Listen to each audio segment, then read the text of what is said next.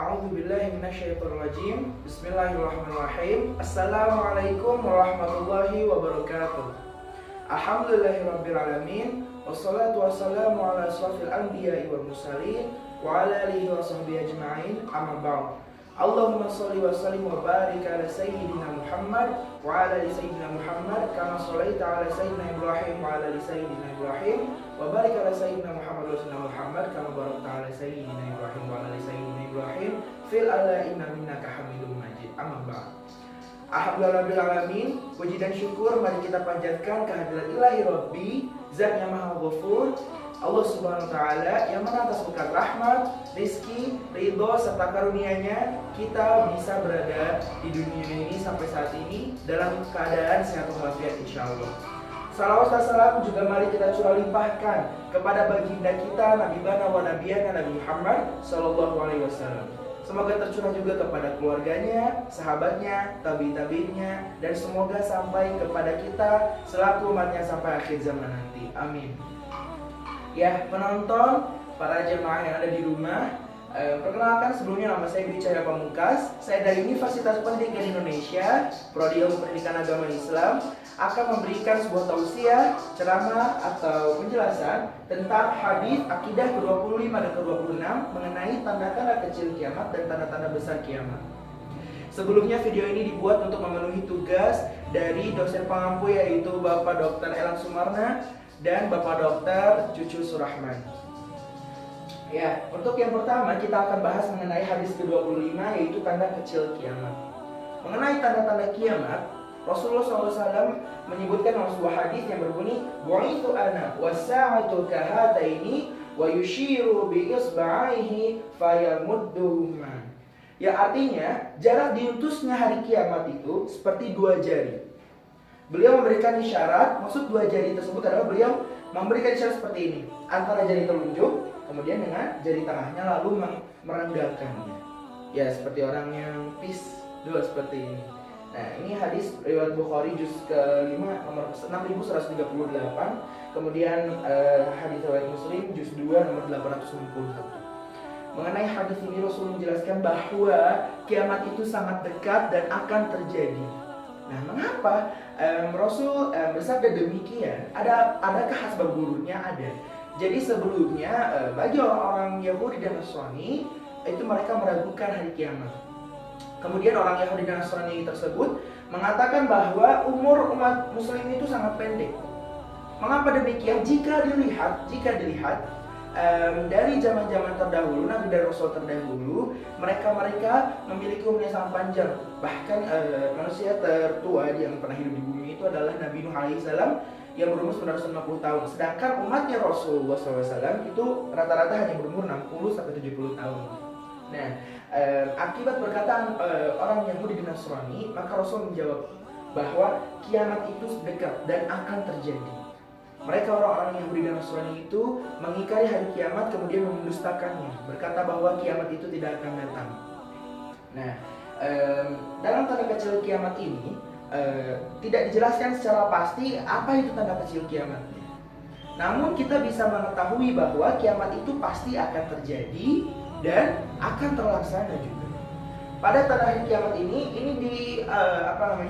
diriwayatkan oleh Imam Bukhari dan Imam Muslim dan dikatakan oleh Rasul selama 1400 tahun yang lalu dengan waktu yang lama. Nah, mengapa demikian? Orang-orang Yahudi dan Nasrani begitu meragukan. Mengapa? Karena mereka berpikir bahwa hal itu sudah terjadi lama 1400 tahun yang lalu, tapi tidak terjadi. Mereka mengingkari yang namanya hari kiamat. Dalam Quran surah Al-Ma'arij, Allah Subhanahu wa taala berfirman, "A'udzubillahi minasyaitonirrajim. Bismillahirrahmanirrahim. Innahu yarawnahu ba'idan wa narahu qariba." Dan hari kiamat itu pasti terjadi dan akan terjadi. Nah, dalam Quran surah Al-Ma'arij tersebut Allah menegaskan kembali bahwa hari kiamat itu pasti terjadi. Jadi tidak boleh diragukan dengan adanya kiamat. Dan kiamat ini waktunya sangat dekat. Andaikan dua jari seperti ini itu tahun 1400 tahun yang lalu. 1400 Hijriah yang lalu. Bagaimana dengan sekarang? Keadaan bumi pasti sangat rapuh. Mengapa dibilang sangat dekat? Padahal jaraknya mungkin kalau dihitung secara natural atau logika 1400 tahun itu sangat lama ya.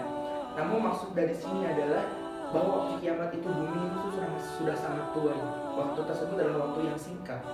Mengingat seperti tadi yang saya bicarakan bahwa umur Nabi dan Rasul sebelumnya itu sangat lama.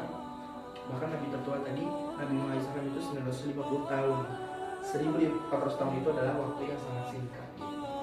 Bagi umat muslim wajib bagi kita untuk mengimani adanya hari kiamat, terutama kedekatannya antara hari kiamat dengan umur kita saat ini. Dan kita sekarang sudah ada di akhir zaman. Mengingat semua yang terjadi, tanda-tanda kiamat yang sudah sangat terlihat saat ini, kemaksiatan di mana-mana bertebar, pemimpin-pemimpin zalim dan lain sebagainya, itu menunjukkan bagaimana reaksi dari adanya hadis tersebut. Ya, para penonton sekalian yang dirahmati Allah Subhanahu wa taala, kita lanjut ke hadis 26 yaitu tanda besar kiamat yang tentu saja berhubungan dengan tanda kecil kiamat. Hadisnya berbunyi, Inna sa'ata la takunu hatta nakuna 10 ayatin khasfun bil masyriqi wa khasfun fi jazirati al-arabi wad dukhan wa dabbatul ard wa ya'juj wa ma'juj wa tulu'u asy-syamsi min maghribiha wa narun takhruju min quratin 'adani tarhalun nas. Al-ashiratu nuzulu Isa bin Maryam sallallahu alaihi wasallam. Ya. Hadis tersebut menjelaskan tentang 10 tanda kiamat. Inna sa'ata la takunu hatta nakunu 10. Sungguhnya tidaklah kiamat itu terjadi sebelum 10 tanda kiamat. Ya. Yang pertama, khasfun bil masyriqi. Adanya penenggelaman di sebelah barat. Kemudian wa khasfun fi jazirati al-arabi, adanya penenggelaman di sebelah barat. Kemudian ada lagi penenggelaman di sebelah timur dan penenggelaman di jazirah Arab. Ya. Kemudian wad dukhan, ad-dukhan atau awan kabut yang menutupi bumi. Kemudian dabbatul ard, binatang yang muncul dari dalam bumi, binatang melata. Kemudian wa ya'juj wa ma'juj, itu ada Ya'juj dan Ma'juj. Kemudian wa tulu'u asy-syamsi min maghribiha, matahari terbit dari sebelah barat. Wa narun takhruju min quratin 'adani tarhalun nas. Kemudian ada api yang muncul dari tanah yang menggiring manusia pada saat itu. Kemudian al-ashiratul nuzulu Isa bin Maryam sallallahu alaihi wasallam. Yang ke-10 itu adalah munculnya Nabi Isa alaihi salam. Nah, dari penjelasan hadis ini bisa disimpulkan bahwa ini adalah tanda-tanda besar kiamat, di mana apabila kita mengalami salah satunya, berarti pada saat itu kiamat akan segera datang. Nah, yang menjadi permasalahannya di sini, sebenarnya dalam hadis ini tidak dijelaskan secara rinci bagaimana isi dari hari kiamat tersebut atau apa saja dalam yang dijelaskan dalam hadis ini. Apakah sudah berhutan atau belum berhutan gitu ya. Nah, sekarang mari kita perhatikan tanda-tanda kiamat besar sesuai dengan hadis ke-26 tadi, dan ini sudah saya urutkan sesuai dengan makna global dari hadis tersebut. Yang pertama ada dukhan. Nah, dukhan di sini itu adalah merupakan awan atau kabut asap yang muncul di permukaan bumi, menutupi bumi pada saat itu 40 hari 40 malam. Bahkan dalam suatu riwayat, kabut ini bukan hanya menutupi bumi, tapi juga menggelapi bumi sehingga pada saat itu bumi dalam keadaan gelap gulita. Kabut ini juga dalam beberapa riwayat menjelaskan bahwa pada saat itu teknologi-teknologi akan hancur dengan adanya asap ini. Bagi orang muslim, efek samping dari asap dukhan ini adalah berupa demam atau batuk-batuk seperti biasa. Namun untuk orang-orang kafir, dijelaskan dalam beberapa riwayat, orang-orang tersebut akan mengalami mengelupuhnya kulit-kulit mereka. Lalu yang kemudian itu ada Dajjal. Dajjal ini merupakan fitnah terbesar, ya, fitnah terbesar pada hari kiamat. Mengapa dibilang demikian? Dajjal ini membawa sihir yang sangat luar biasa.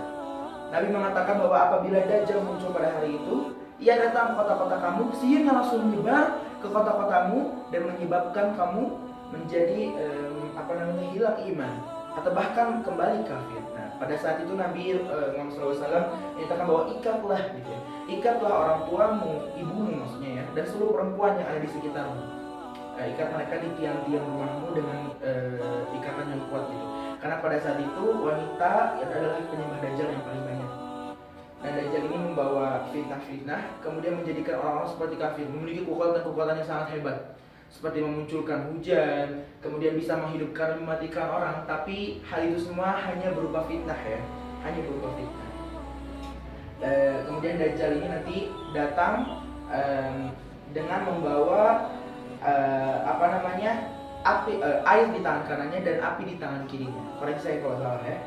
Nah, karena berupa fitnah, api yang di tangan kanannya itu adalah berupa air yang berupa di tangan kanan itu adalah berupa api, kemudian yang berada di tangan kirinya itu adalah air. Seperti itu. Untuk melindungi diri dari Dajjal, insya Allah sudah tahu ya, ada doanya. Allahumma inni a'udzubika min adzabil qabri wa min adzabin nari jahannam wa min fitnatil mahya wal mamati wa min fitnatil masiihid dajjal. Kemudian membaca Quran surat Al-Kahf 10 ayat pertama dan 10 ayat terakhir. Lalu yang ketiga itu adalah dabbah atau dabbatul ard, hewan melata yang muncul dari bumi. Hewan melata yang muncul dari bumi atau dabbatul ard ini di dalam suatu riwayat dijelaskan bahwa ia benar-benar muncul dari dalam bumi, kemudian membawa tongkat Nabi Musa alaihissalam dan cincin Nabi Sulaiman.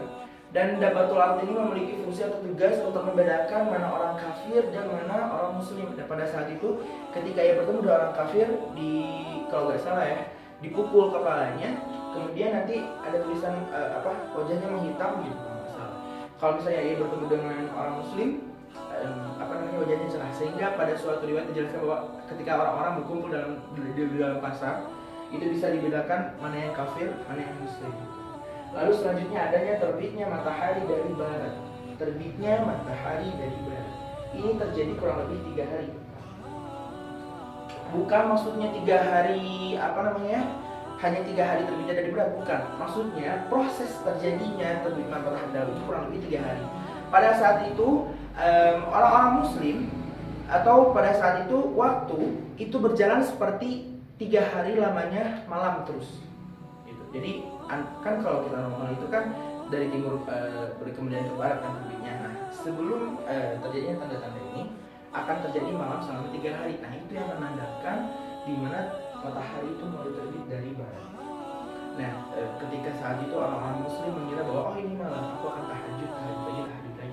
Sedangkan orang kafir, orang yang lain itu akan kembali tidur dan mengira bahwa hari itu adalah hari yang malamnya panjang. Padahal itu adalah tanda 3 hari tadi di mana matahari itu akan akan berbalik arah terbit dari sebelah barat. Selanjutnya ini ada munculnya Ya'juj dan Ma'juj. Ya'juj dan Ma'juj ini merupakan ujian yang sangat besar bagi umat muslim pada saat itu. Ya'juj dan Ma'juj muncul, itu dikatakan Ya'juj dan Ma'juj itu merupakan suatu kaum ya, seperti kaum Mongol, kaum yang matanya sipit. Itu seperti kaum-kaum orang-orang Mongol ya. Nah, Nabi pernah mengatakan dalam sebuah riwayat, munculnya Ya'juj dan Ma'juj itu hanya muncul dari lubang. Nabi meriwayatkan menunjukkan jadinya seperti ini, lubang yang sebesar ini. Ketika tembok dari Zulkarnain telah bolong gitu ya, disitulah keluarnya Ya'juj dan Ma'juj. Dan ini merupakan sebuah ujian besar karena Ya'juj dan Ma'juj nanti akan menghabiskan seluruh sumber makanan dari bumi. Setiap daerah yang ditempatinya, saking banyaknya Ya'juj dan Ma'juj ini, akan dihabiskan sumber daya makanannya. Bahkan menurut riwayat, ketika Ya'juj dan Ma'juj ini datang ke sebuah aliran sungai, mereka meminumnya, kemudian habis. Ya. Dan tidak ada cara berlindung dari Ya'juj dan Ma'juj kecuali mengikuti nanti Nabi Isa alaihissalam ke sebuah gunung. Gitu ya. Pada saat itu manusia akan dalam kesulitan yang besar. Lalu kemudian ada munculnya Nabi Isa bin Maryam. Nabi Isa alaihissalam itu nanti akan muncul dengan tugas yang pertama untuk membunuh Dajjal. Nanti Dajjal ketika sudah berkuasa di bumi, Allah akan menurunkan Isa bin Maryam untuk menghancurkannya. Dan pada saat itu setelah matinya Dajjal, berperang antara kaum muslim dengan kaum Yahudi atau kaum pengikut Dajjal, dan pada saat itu terjadilah kejayaan bagi umat muslim. Nah, tadi terkait dengan Ya'juj dan Ma'juj, ini ada beberapa pendapat. Ada yang mengatakan ini yang Nabi Isa, ada yang menunjukkan Nabi Isa dengan seperti ini.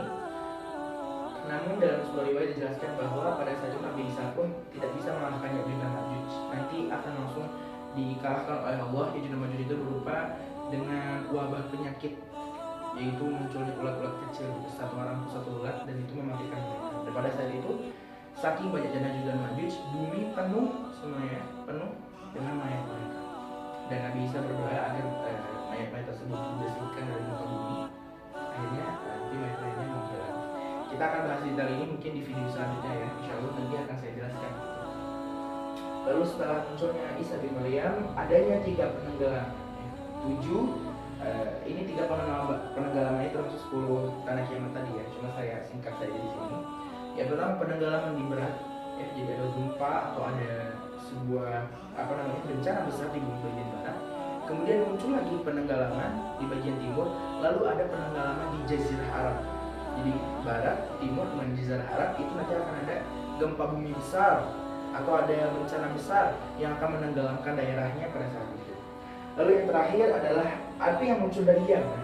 Seperti saya jelaskan tadi sebelumnya di arti dari hadis tersebut, api yang muncul dari Yaman ini akan menggiring manusia pada saat itu di dalam sebuah tempat berkumpul. Bahkan pada saat itu diriwayatkan apinya itu sangat tinggi, kemudian apinya itu dapat memblokade semua jalan pada saat itu, sehingga manusia pada saat itu dapat ke sana. Pergi ke sana, apinya sudah mengepul. Pergi ke sini, apinya mengepul. Sehingga api itu menggiring manusia pada saat itu. Lalu terjadilah setelah 10 tanda kiamat besar ini, yaitu hari kiamat, gitu. Yaumul akhir, hari akhir. Yaumul qiyamah, hari kiamat. Hadis ini berdasarkan hadis riwayat Muslim juz 4 nomor 291. Insya Allah dari apa yang saya jelaskan tadi, semoga bisa bermanfaat untuk penonton sekalian. Kemudian untuk kekurangan dan kelebihan saya mohon dimaafkan. Saya berharap kita semua nanti terlindung dari adanya hari kiamat. Mari kita sama-sama meningkatkan iman dan takwa kita agar kita bisa terlindung dari namanya fitnah di hari akhir nanti. Dan semoga kita menjadi orang-orang yang diselamatkan oleh Allah pada hari kiamat tersebut. Oke, mungkin kita akan bahas tentang 10 tanda kiamat ini lebih detail di video selanjutnya. Mohon ditunggu saja waktunya, dan semoga ada kesempatan bagi saya untuk menjelaskannya. Sekian dari saya. Akhirul kalam, wabillahi taufiq wal hidayah. Wassalamualaikum warahmatullahi wabarakatuh.